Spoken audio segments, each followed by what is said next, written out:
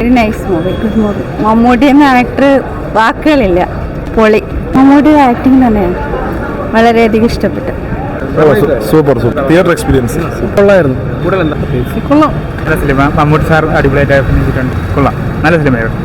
സൂപ്പറായിരുന്നു, കൊള്ളായിരുന്നു. ഇഷ്ട സിനിമ. മേക്കിംഗ് അടിപൊളിയായിരുന്നു. കൊള്ളായിരുന്നു, സിനിമ കൊള്ളാം, നൈസായിരുന്നു. കൂടുതൽ ഒന്നുമില്ല. ഫസ്റ്റ് ഹാഫ് കുറച്ചിലായിരുന്നു, സെക്കൻഡ് ഹാഫ് നൈസായിരുന്നു. Mammookka നൈസായിരുന്നു.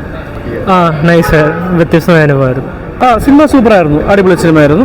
And Mammootty was awesome. പടത്തിൽ എടുത്തു പറയത്തക്ക performance was Siddharth Bharathan. After a very long time is coming back to acting, right? So he was very good and all three. And Mammootty was പ്രത്യേകിച്ച് പറയേണ്ട കാര്യമില്ല, ഹി വാസ് ഓസം. പറയണ്ടല്ലോ, Mammootty already ആക്ഷൻ്റെ hero ആണ്, അഭിനയ കുലപതിയാണ്. പക്ഷേ അതിനേക്കാൾ മികച്ചു നിൽക്കുന്നു ഹർഷി അശോകൻ്റെ മകൻ.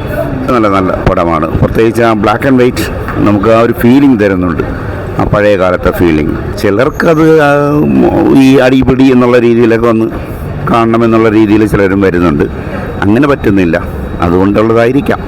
പടത്തിന് മറ്റ് പ്രത്യേക തരത്തിൽ തന്നെ കണ്ടിരുന്നെങ്കിൽ ആ രീതിയിൽ നമുക്ക് എൻജോയ് ചെയ്ത് കാണാൻ പറ്റും. നമുക്ക് സൂപ്പറാണ്. അതിനേക്കാൾ സൂപ്പർ എനിക്ക് ഹരിശ്രീ അശോകൻ്റെ മകനെ ഭയങ്കരമായിട്ട് ഇഷ്ടപ്പെട്ടു. ഈ ഒരു പ്രായത്തിൽ ആ ചിരിയും ആ ഒരു ഇതുമെല്ലാം മമ്മൂട്ടിക്കണ്ടേതേ പറ്റുള്ളൂ.